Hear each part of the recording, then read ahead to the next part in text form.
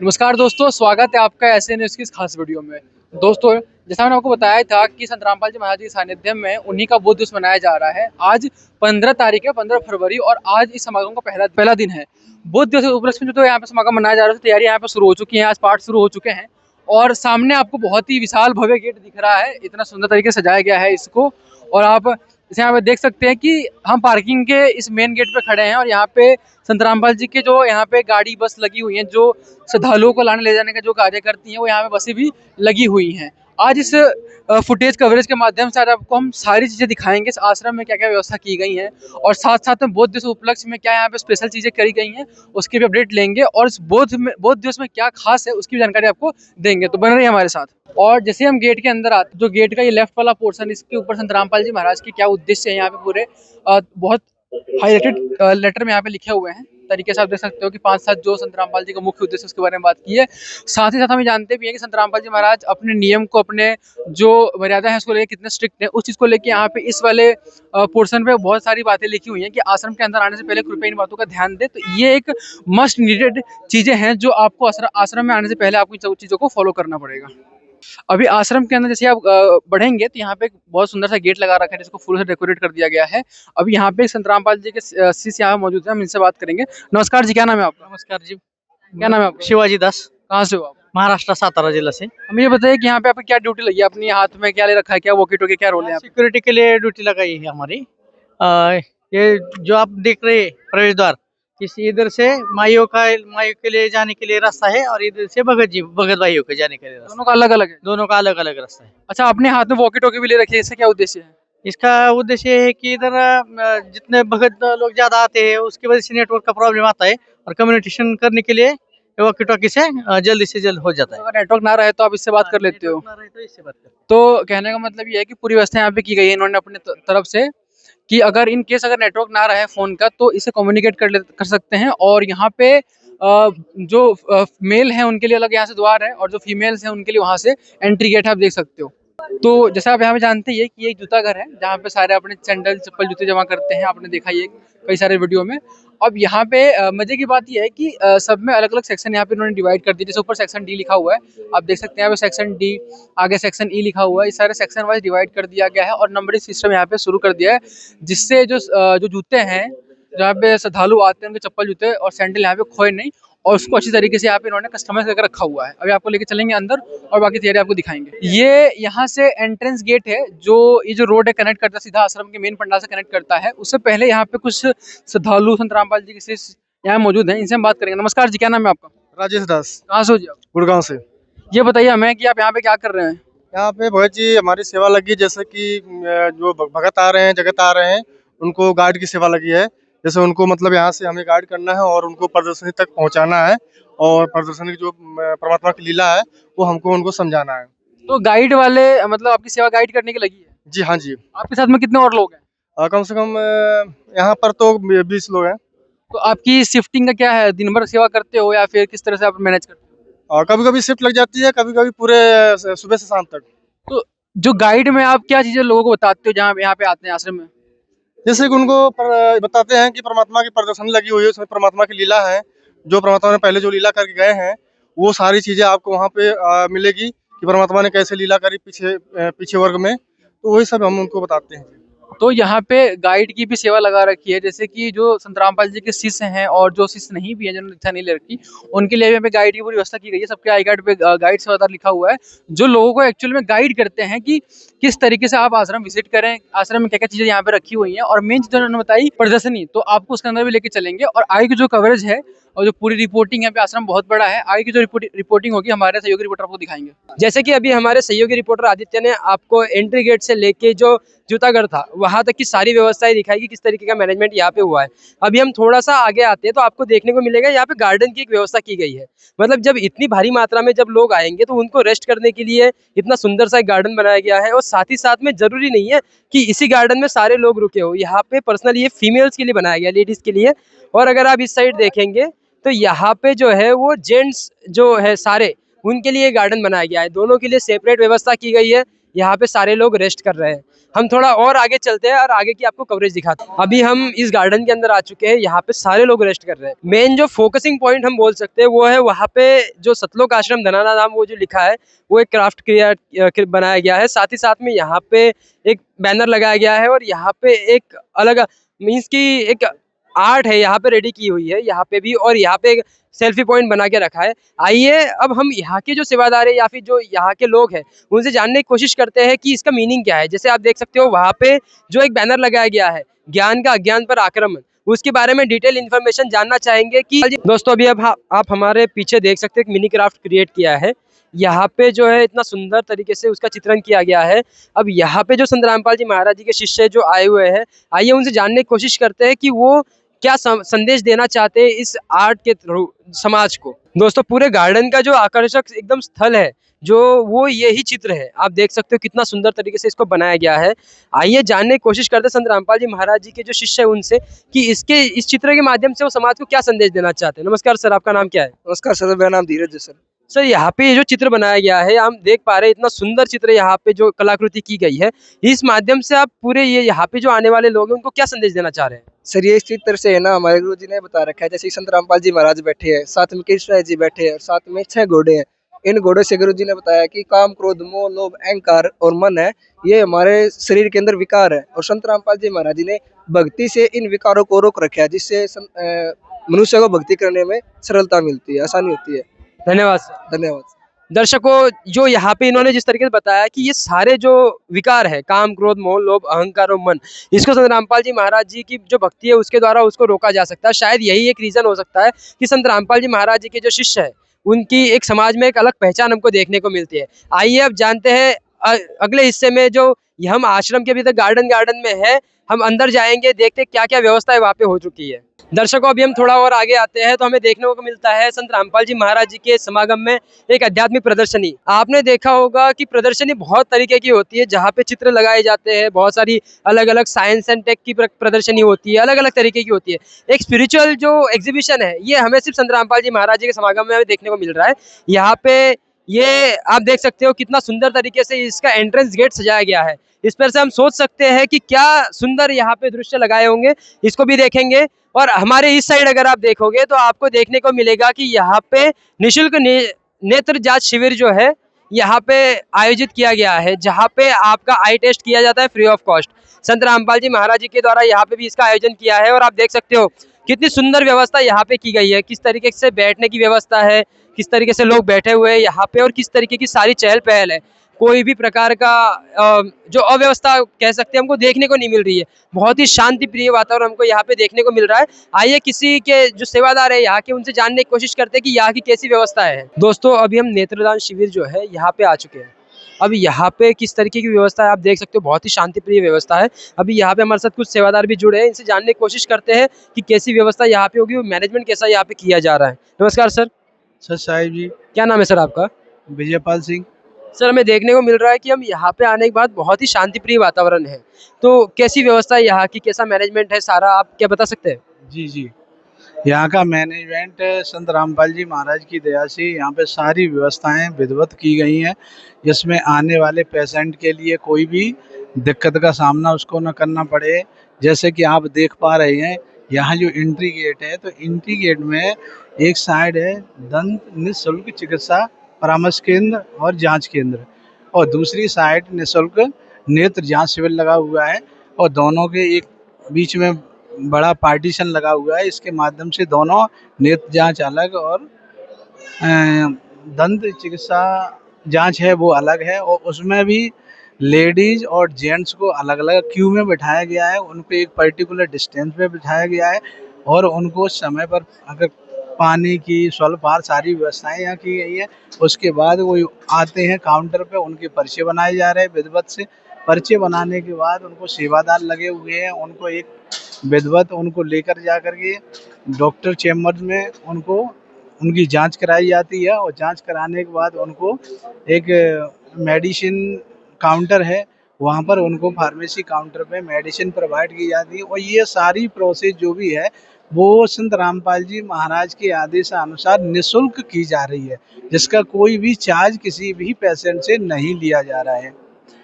यहाँ तक उनको अन्य जैसे आँखों में है तो चश्मा है तो उनको चश्मा फ्री प्रोवाइड किए जा रहे हैं, मेडिसिन फ्री प्रोवाइड की जा रही है, ठीक है।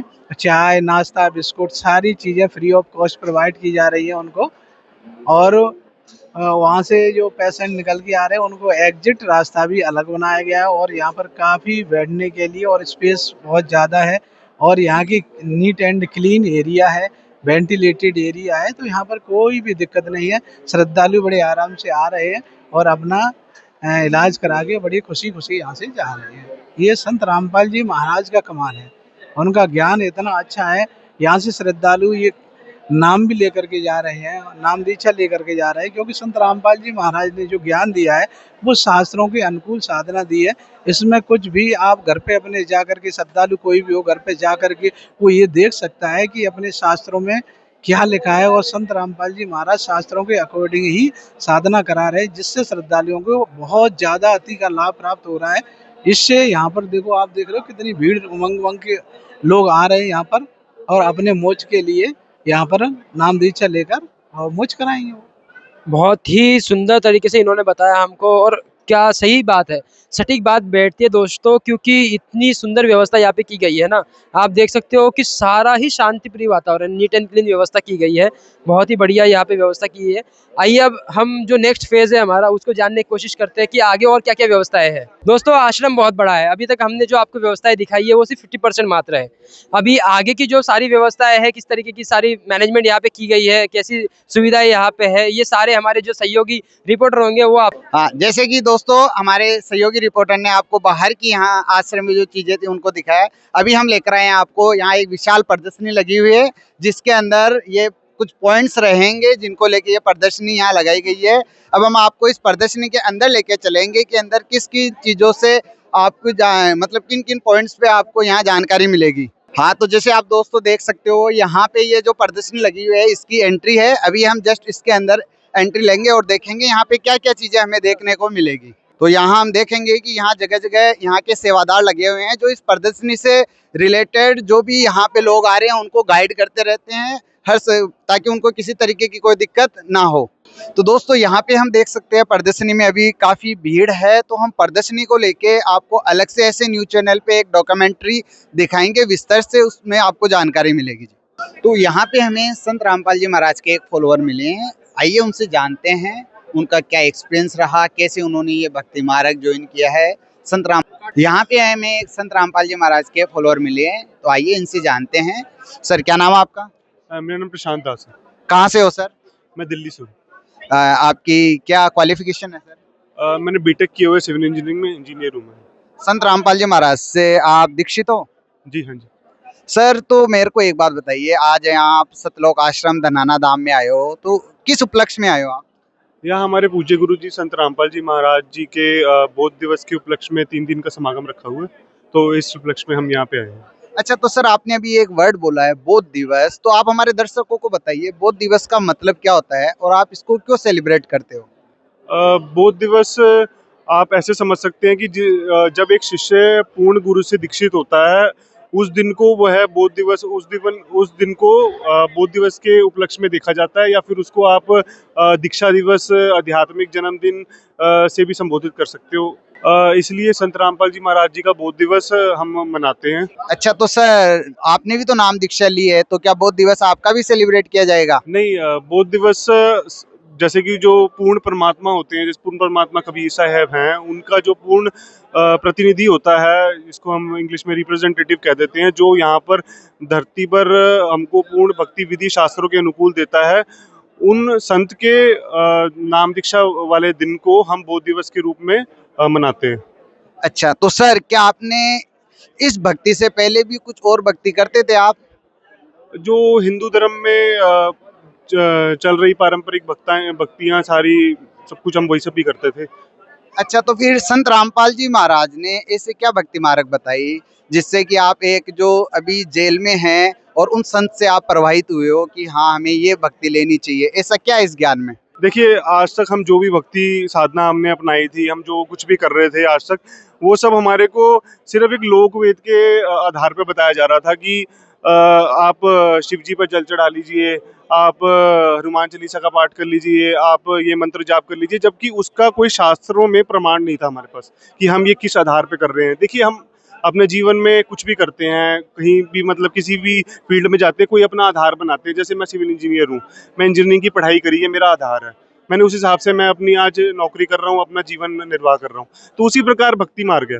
भक्ति मार्ग में जब आप किसी भक्ति को अपनाते हैं तो उसका आपका एक आधार होता है। अब हमारे लिए हमारे आधार हमारे सदग्रंथ है।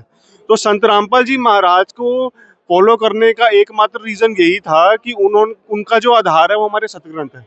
हमारे सदग्रंथ बोले तो हम हिंदू धर्म से बिलोंग करते हैं। अगर हम इस मार्ग पे चलने से पहले की बात करें तो हम हिंदू धर्म में थे। तो हमारे पवित्र सदग्रंथ है, पवित्र चारों वेद और पवित्र श्रीमद् भगवद गीता जी। तो उनमें संत रामपाल जी महाराज ने हमको प्रमाण सहित बताया कि क्या भक्ति है, क्या पूर्ण संत की पहचान है और हमें क्या करना चाहिए और क्या नहीं करना चाहिए। तो आपके कहने का मतलब ये है कि हिंदू धर्म में जो भी संत हुए हैं उनके पास किसी के पास सद्भक्ति नहीं है। उनके पास शास्त्र के अनुकूल कोई भक्ति हमको नहीं दे रहा है। अगर जो शास्त्र के अनुकूल नहीं है तो वो सद्भक्ति नहीं है। कहीं ऐसा तो नहीं है संत रामपाल जी महाराज आपसे हिंदू धर्म छुड़ाकर कोई और धर्म पर अपनाने के लिए फोर्स कर रहे हो? देखिए, संत रामपाल जी महाराज का जो नारा है, आप उसको अगर देखें तो वो है कि जीव हमारी जाति है, मानव धर्म हमारा, हिंदू मुस्लिम सिख ईसाई धर्म नहीं को न्यारा। संत रामपाल जी महाराज ने इस नारे को आगे ले जाते हुए इसी चीज को प्रमोट किया है कि हिंदू मुस्लिम सिख ईसाई कोई भी धर्म नहीं है। धर्म हमने यहाँ आके बना दिए हैं, जबकि ऐसा कोई धर्म नहीं है। धर्म सबसे बड़ा इंसानियत है और इंसानियत के धर्म को अगर हम अपनाएं तो हम, जो आपको आजकल दिख रहा होगा कि लोगों के बीच में भाईचारा खत्म हो गया, लोग एक दूसरे को मतलब नीचा दिखाने पे, मारने काटने को दौड़ रहे हैं, हिंदू मुस्लिम हर धर्मों में झगड़े बढ़े हुए हैं, वो इसी के सबका कारण है कि वो धर्म में बट गए हैं। जबकि भगवान एक है तो उसको पाने का रास्ता भी एक है। तो वो संत रामपाल जी हमारे हमको वो बता रहे हैं। अच्छा, तो सर एक चीज मैं और जानना चाहूंगा, जैसे जगह जगह धार्मिक जो भी समागम हम बोल सकते हैं, प्रोग्राम होते हैं, वहाँ भीड़ होती है, लोगों से व्यवस्थाएं कंट्रोल नहीं होती है, बट यहाँ हम देख पा रहे हैं संत रामपाल जी महाराज के यहाँ इतने इनके श्रद्धालु आ रहे हैं और सारी व्यवस्थाएं ये किस तरीके से मैनेज कर पा रहे हैं? जिस प्रकार मैंने आपको बताया है कि संत रामपाल जी महाराज ने हमको शास्त्र में बताया है कि पूर्ण संत की दी हुई भक्ति से ही सारे लाभ होते हैं। तो उसी प्रकार ये समागम की व्यवस्था भी पूर्ण संत के शब्द शक्ति से चल रही है, जिसको हम इंग्लिश में पावर ऑफ वर्ड कह देते हैं। तो संत रामपाल जी महाराज के शब्द में वह शक्ति है जो कि इतने बड़े लेवल के समागम को एकदम अनुशासन से मैनेज करवा पा रही है। तो ये संत रामपाल जी महाराज की शिक्षाओं और उनकी शक्ति का ही असर है जो आपको यहाँ सब कुछ देखने को मिल रहा है। हाँ, तो सर अब हमारा लास्ट क्वेश्चन है आपके पास, जो आज की आपकी एज के जो युवा पीढ़ी है उनको आप क्या संदेश देना चाहोगे? आज की जो हमारी युवा पीढ़ी है वो पर्टिकुलरली यूथ है। अब यूथ का क्या होता है कि यूथ साइंस में ज़्यादा बिलीव करते हैं। तो साइंस में बिलीव करने की वजह से वो परमात्मा से जुड़े हुए कनेक्शन को खो देते हैं। अब भगवान की देखो, आज की डेट में भगवान की नीड सबको है, सबको मतलब भगवान की प्राप्ति हर कोई करना चाहता है, लेकिन भगवान की प्राप्ति की जो विधि है या उनका रास्ता है वो किसी को प्राप्त नहीं हो पा रहा है। तो मैं यहाँ पर संत रामपाल जी महाराज से दीक्षित हूँ। मैंने संत रामपाल जी महाराज के द्वारा दी गई भक्ति विधि को अपनाया और अपने जीवन में बहुत बड़े बड़े बदलाव एक्सपीरियंस किए। तो मैं सभी को यही सलाह देना चाहूँगा कि जो संत रामपाल जी महाराज निष्कर्ष के आधारित सदग्रंथों में से ये हमारे को भक्ति विधि और पूर्ण अध्यात्म ज्ञान दे रहे हैं, तो आप सभी संत रामपाल जी महाराज का एक बार सत्संग अवश्य सुने और उनके लिखी हुई पुस्तक ज्ञान गंगा और जीने की राह अवश्य घर मंगाएं और जरूर पढ़ें। धन्यवाद सर। तो यहाँ हम प्रदर्शनी में देखेंगे कि यहाँ कुछ माताएं बहनें हैं, वो यहाँ पे क्या कर रहे हैं। नमस्कार बहन जी। सत साहिब जी। क्या सेवा है बहन जी आपके यहाँ? यहाँ पे गाइड सेवा लगाई गई है। जो भी जो लोग संत रामपाल जी महाराज जी से जुड़े नहीं है, उनके जब विजिट करते हैं तो उन्हें गाइड किया जाता है कि क्या क्या संत रामपाल जी महाराज जी ज्ञान बताते हैं। तो देखिए दोस्तों, यहाँ पे प्रदर्शनी में बहनों के लिए अलग से गाइड सेवादार हैं, बहनें हैं, और भगत भाइयों के लिए अलग से गाइड सेवादार भगत भाई है जो यहाँ प्रदर्शनी को विजिट करवाते हैं, जो भी लोग यहाँ पे आते हैं उनके लिए। तो बहुत ही एक अच्छी व्यवस्था है यहाँ पे। दोस्तों, ये थी हमारी रिपोर्टर की टीम जिन्होंने मिलके रिसर्च करके ओवरव्यू दिया आपको पूरे आश्रम का। पूरे आश्रम में जो मेन पॉइंट्स थे आपको दिखा दिए गए हैं। अब इसमें सबसे अट्रैक्टिव पॉइंट जो है आश्रम का ये प्रदर्शनी है, इसकी स्पेशल डॉक्यूमेंट्री हम शूट करेंगे। आप इसके अंदर से पूरी डिटेलिंग जो इस प्रदर्शनी के अंदर है वो आपको दिखाएंगे और इसके अलावा जितने भी प्रोग्राम होंगे, जैसे कि रक्तदान लगेगा, यहाँ पे कैंप लगने वाला है, दहेज मुक्त शादियाँ भी होंगी और आई ट्रीटमेंट का कैंप लगेगा, डेंटल ट्रीटमेंट का कैंप लगेगा। सारे जो भी कैंप की व्यवस्था है बहुत ही डिटेल में आपको दिखाएंगे, तो बने रहिए हमारे साथ। धन्यवाद।